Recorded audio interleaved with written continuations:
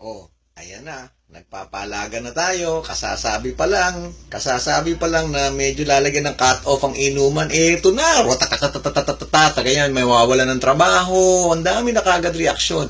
Eh, nung nagsisigawan tayo ng pagbabago, ang lakas din ng sigaw natin, Duterte, Duterte, gusto namin ng pagbabago.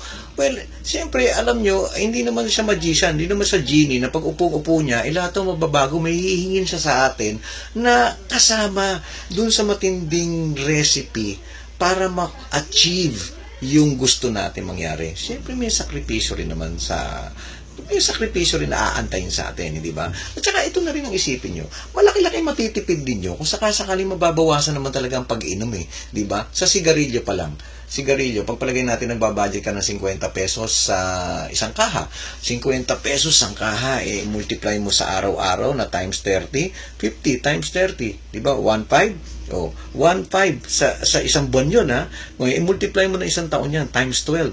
Di nagbabudget ka ng 18,000. 18,000 sa isang taon.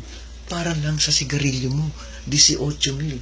I-multiply mo ngayon ng 3 taon para nakahanda ka sa susunod na eleksyon. Ng mga senador yata, maging eleksyon yata. Hindi ko sigurado. Pero tingin ko, ngayon para handa ka sa vote buying na hindi ka masilo sa 500 at saka 1,000. Di ba? Sa 18,000 times 3. 18,000 times 3. About 54,000. 54,000, meron kang 54,000 in 3 years. I-multiply mo ng 2 times 2 para sa 6 na taon para sa susunod na presidential election para meron kang pangontra sa vote buying, hindi ka masisilaw. So 54 times 2, 54,000 times 2, di meron kang 108,000 pesos. Hindi ba? 108,000 pesos in 6 years dahil lang hindi ka nagyosi or nanghingi ka lang na nanghingi sa mga barkada mo. Diba? Ito din yung mga tingnan natin ng mga personal na advantages kung sakasakaling susundin natin ito Next, sa pag-inom-inom mo, malamang ang binabudget mo, kada sahod, pagpalagay natin, conservative, 1,000, naglalabas ka, 1,000 sa kada pinsena sa 30. So, naglalabas ka ng 2,000 isang buwan. Sa isang taon, ang daling kwentahin, 24,000 yan. 24,000 sa isang taon yan. Times 12 di ba? 24,000, i-multiply mo na lang sa 3 taon, 72,000 yan. Diba? In 3 years.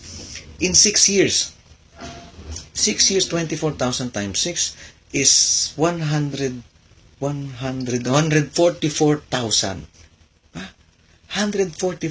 in 6 years ang natipid mo kung sakasakaling hindi ka na mag-iinom. Diba? Yung kanina, tandaan mo, in 6 years, 108,000. Ngayon, meron kang 144,000. Mamaya, i-add natin yung pang isa. Yung mga pakapi-kapi mo. Hindi nga, balikan pa natin. Di ba ito yung nakikipag-inuman ka, lulugo-lugo ka, kinabukasan? Yung pinag-iusapan nyo lang naman pagka nag-iinuman kayo kung sino yung buwisit ninyo supervisor o kung sino man yung boss yung kinaiinisan ninyo. So, kinabukasan, bukod sa hihilo-hilo ka, wala ka malay-malay yung boss nyo, kayong grupo kayo, ibanas na sa kanya.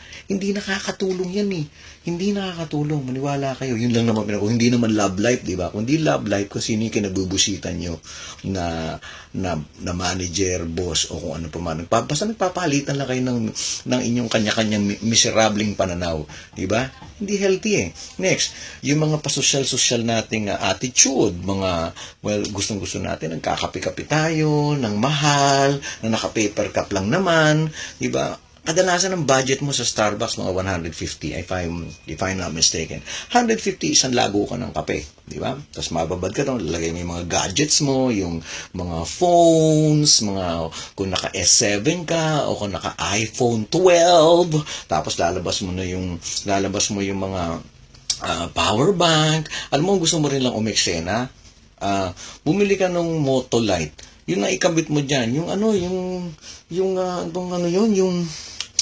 Solar Master ng Motolite. Yun, malaki yun. Hanggang sa manginig lahat ng buong ugat mo, buong katawan mo, hindi mauubos ang power yan. O balik tayo, 150, isang lago ka ng kape. I-multiply mo ng 30, pagpalagay natin na ikaw ay nagkakape araw-araw. 150 times 30, so ang budget mo sa isang buwan, dahil sa kapeng nasa paper cup, is 4,500. 4,500. In a year's time, that's about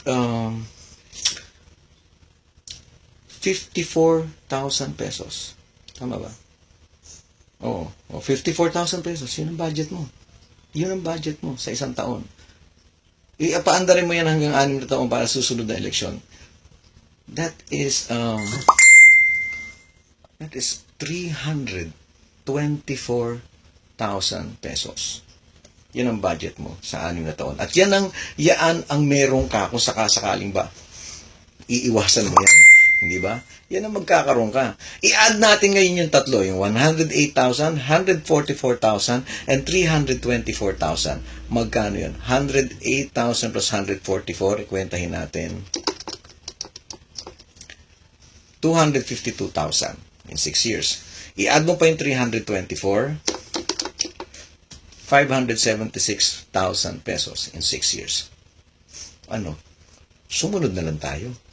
May pera ka pa. Pausan natin ng tama.